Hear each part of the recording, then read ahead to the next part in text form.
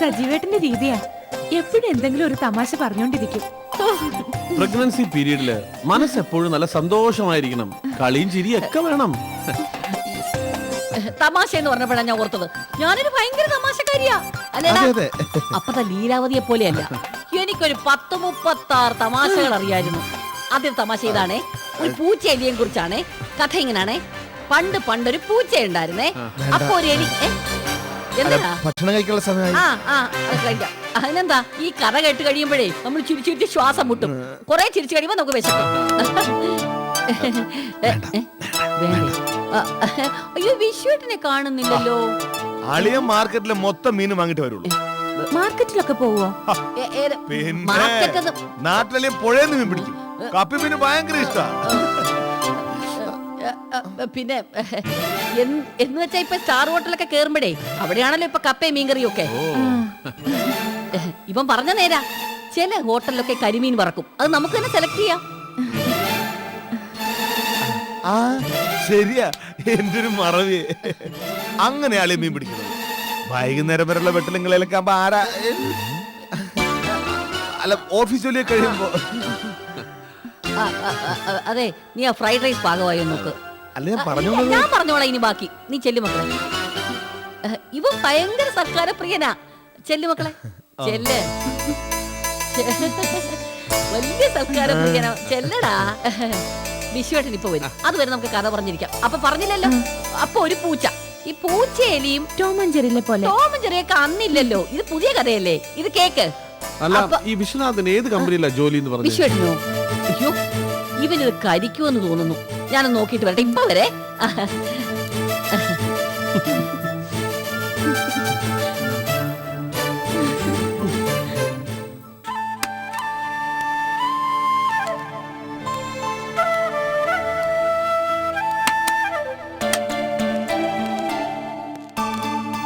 സജീവേട്ട, സതിച്ചേച്ചിയുടെ ലീലാവതി ചേച്ചിയുടെ വീട്ടിൽ ചെന്നപ്പോ എന്ത് തോന്നി? എന്ത് തോന്നാൻ? എന്താ പൊന്നു? അല്ല, ചേട്ടൻ കണ്ടില്ലേ, സതി ചേച്ചി ലീലാവതി ചേച്ചി അവരുടെ വീട്ടില് സതി ചേച്ചി ഭർത്താവിനെ കുറ്റപ്പെടുത്തുന്നു, അദ്ദേഹം വഴക്ക് പറയുന്നു. ലീലാവതി ചേച്ചി ഹസ്ബൻഡും തമ്മിലും ഒരു സുഖക്കുറവ്. പക്ഷേ അല്ല, നമ്മുടെ ലൈഫ് എന്റെ ഒരു കാര്യത്തിനും ഒരെതിരും പറയാതെ സജീവേട്ടൻ എനിക്കൊരു ബലമായിട്ട്. എന്റെ പൊന്നു, അതെല്ലാ ഭർത്താക്കന്മാരും അങ്ങനെയാ? അല്ല, എല്ലാ ഭർത്താക്കന്മാരും അങ്ങനെയല്ല. ലോകത്ത് ഒരേ ഒരാൾ മാത്രമേ ഭാര്യ ഇത്രയധികം സ്നേഹിക്കൂ, എന്റെ സജീവേട്ടൻ.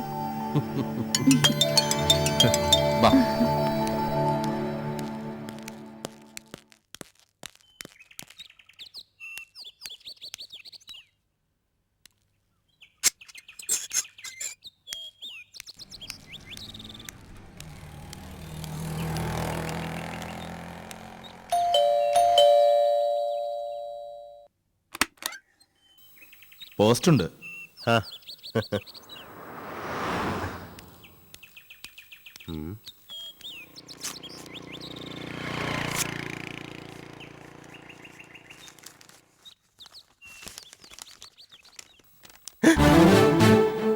ഈശ്വര, 2500 രൂപയോ?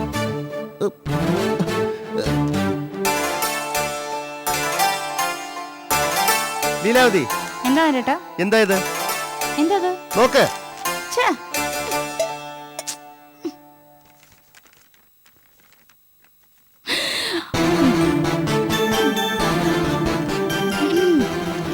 രൂപ എത്രയെന്ന് കണ്ടോ? അതാ ഞാൻ ആലോചിക്കുന്നേ. കമ്പനിയില് നാളെ ഒരു കംപ്ലൈന്റ് ചെയ്യണം. കമ്പ്യൂട്ടറിന് എന്തോ പെശക് പറ്റിയിട്ടുണ്ട്. പെശക് പറ്റിയിട്ടുണ്ട്, കമ്പ്യൂട്ടറിലല്ല. എന്നുവെച്ചാ എനിക്കാണെന്നോ? അത് ഞാൻ തെളിച്ച് പറയണോ? അത് ശരി.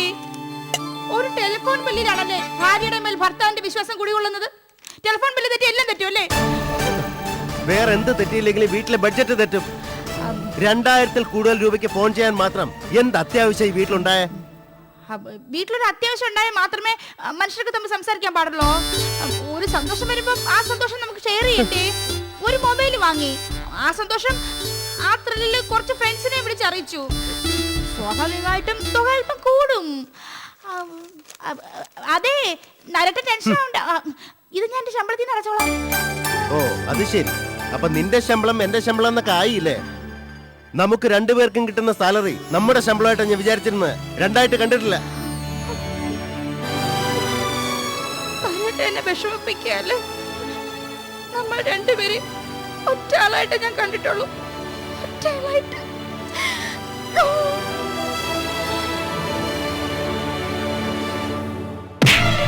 എന്റെ പൊന്നു സാറേ, ഉപദ്രവിക്കരുത്, ദേഹോപദ്രവം ചെയ്യരുത്. നോക്ക്, ഞങ്ങളെ രണ്ടുപേരെയും പടുകുഴി കൊണ്ട് ചാടിച്ച താനാ. അതുകൊണ്ട് താൻ തന്നെ വേണം ഞങ്ങളെ രക്ഷിക്കാൻ. പിടിവിട്ടിട്ട് കാര്യം പറ സാറേ. നീ സാവിത്രി ചേച്ചിയോട് ഇവരെ എതിർത്ത് പറയണം. ഇവര് കൃത്യമായിട്ട് വാടക തരില്ല, വിശ്വസിക്കാൻ കൊള്ളില്ല, ഇവര് ഫ്രോഡുകളാണെന്നൊക്കെ. അയ്യോ എന്റെ പൊന്നു സാറേ, എന്റെ വയറ്റിപ്പഴപ്പാ, മുട്ടിക്കരുത്. പറഞ്ഞില്ലെങ്കിൽ നിന്റെ ജീവിതം വഴിമുട്ടാൻ പോകുന്നു, മനസ്സിലാടാ? പിടിപിടി സാറേ, പിടിപിട്. നമുക്കൊന്ന് ആലോചിക്കാം. ഞാനൊന്ന് ആലോചിച്ചാ ആലോചിക്കട്ടെ. പോരാ, പറയണം. ഓ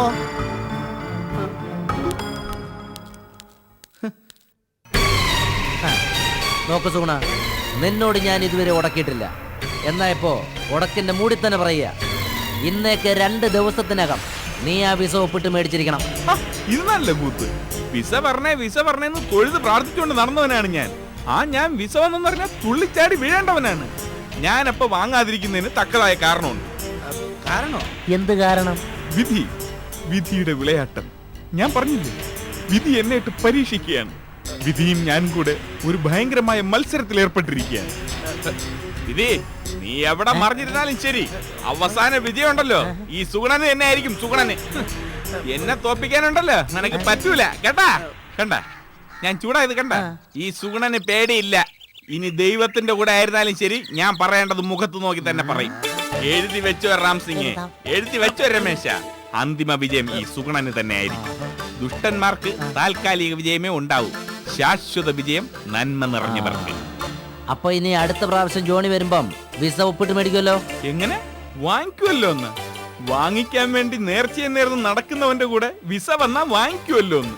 നിങ്ങൾക്ക് ഇതൊക്കെ ചോദിക്കാൻ എങ്ങനെ മനസ്സ് വരുന്നു? മതി, ഞങ്ങൾക്ക് അത്രയും കേട്ടാ മതി.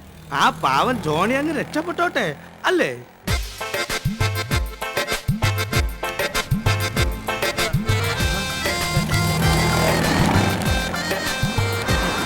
എടാ ജോണി, എടാ നീ രക്ഷപ്പെട്ടടാ.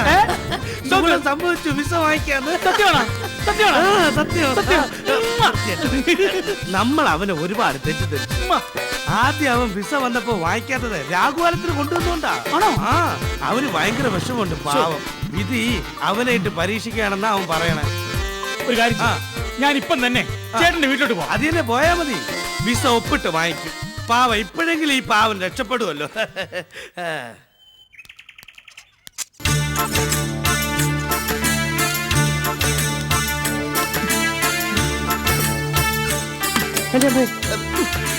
എന്താ എന്താണ് എന്താണ്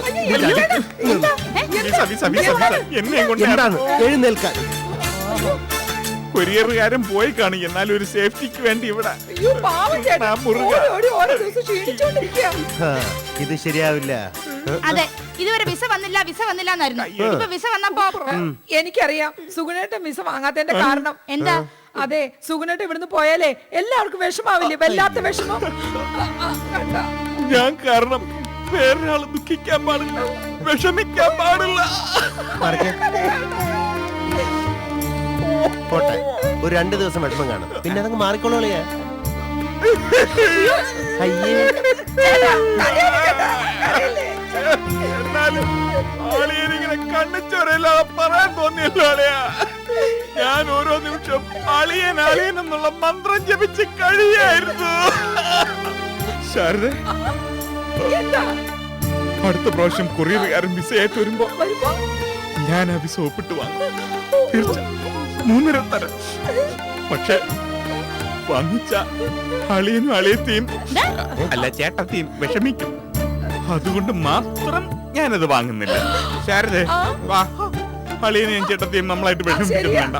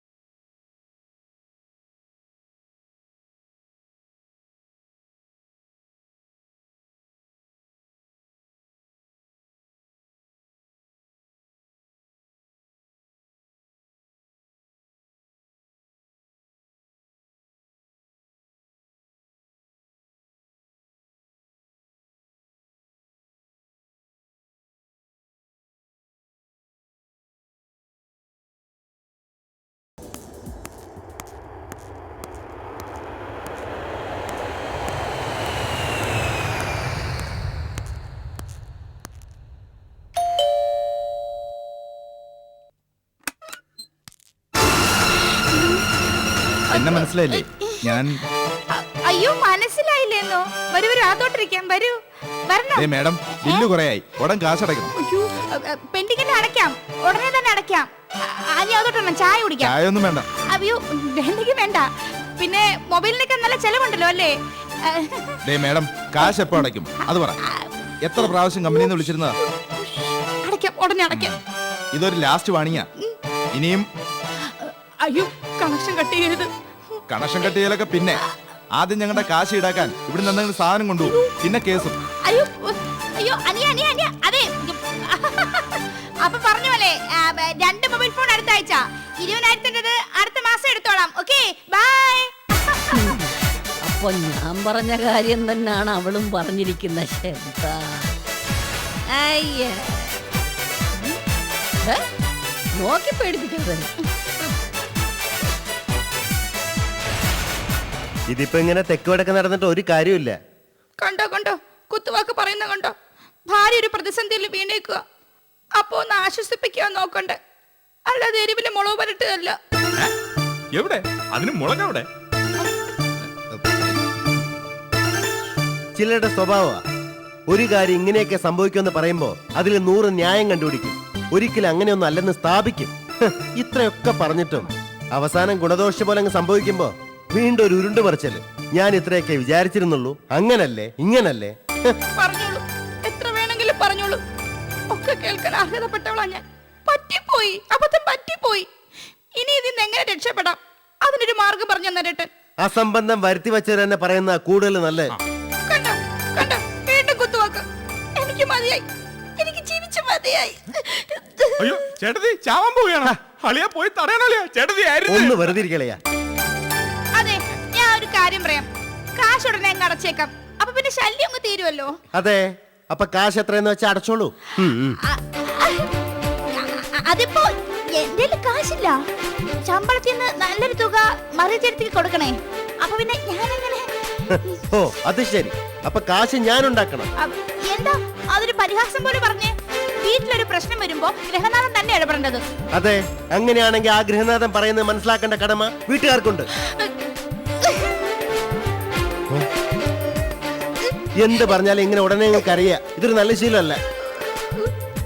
വേണ്ട, ഒന്നും പറയണ്ട.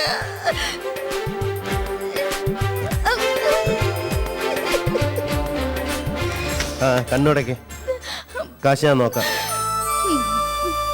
സത്യം? അയ്യോ എനിക്കറിയായിരുന്നു എന്റെ പ്രയാസം നരേട്ടന് ഒരിക്കലും താങ്ങാൻ പറ്റില്ല എന്ന്. അയ്യോ എന്റെ നരേട്ടനൊരു പാവാ.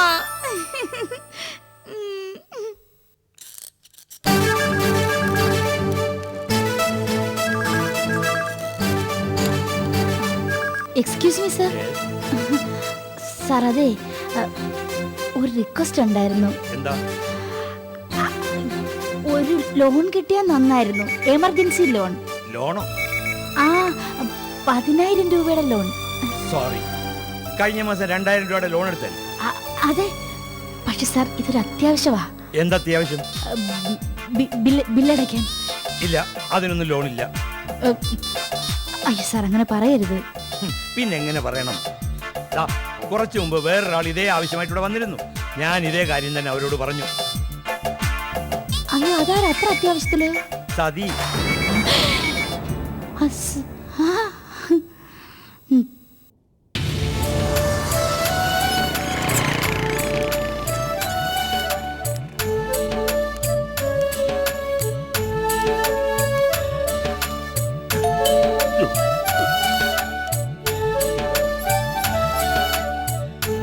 കാണുന്നില്ലല്ലോ. സുഗുണനായിരിക്കും. പേടിക്കണ്ട, അച്ഛനല്ല. വാ. പേടിയൊന്നുമില്ല, ഒരു ഭയം. കുറച്ച് പച്ചക്കറി ലീലാവ് ചേച്ചി നാട്ടിൽ നിന്ന് കൊണ്ടുവന്നാണ്. പിടിക്കണം ചേച്ചി. സാറ് സിറ്റി പ്ലാസ ഹോട്ടലിന്റെ അവിടെ നിൽക്കുന്നുണ്ടല്ലോ. എപ്പോ? 10 മണിക്ക് രാവിലെ. കണ്ണൊന്ന് ടെസ്റ്റ് ചെയ്യണം. 10 മണിക്ക് ഏട്ടൻ ഓഫീസിൽ നിന്ന് എന്നെ വിളിച്ചിരുന്നു. അതെ, ഞാൻ ഇന്ന് ഓഫീസിൽ നിന്ന് ഇറങ്ങിയിട്ടേ ഇല്ല. അല്ല, സിറ്റി പ്ലാസയില് ഞാൻ ഇങ്ങനെ ബസ് പോയപ്പോ സാറ് ഒരാളെ പോലെ ലോകത്ത് 7 പേരുണ്ട് സുഗുണ. പക്ഷേ ആ 7 പേർക്ക് ഒരേപോലത്തെ കാറ് കാണും, ചുവന്ന കാറ്. അത് സാറ് ചുമ്മാ എന്നെ. പൊന്നു പറഞ്ഞതുപോലെ തന്റെ കണ്ണ് ഉടനെ ടെസ്റ്റ് ചെയ്യണം. ഇതേ കാറ് ഇതേ നമ്പര് 9999 എങ്ങനെ കൂട്ടിയാലും 9. സാറിന്റെ നമ്പറല്ലേ 9? നമ്പർ ഒന്നും വേണ്ട സുഗുണ. അപ്പൊ പിന്നെ ഞാൻ പോട്ടെ സാറേ. അപ്പൊ പിന്നെ അവിടെ വെച്ച് കണ്ടതാര്? സിറ്റി പ്ലാസയിലെ 10 മണിക്ക്. ഇയാളൊരു മണ്ടൻ തന്നെയാ.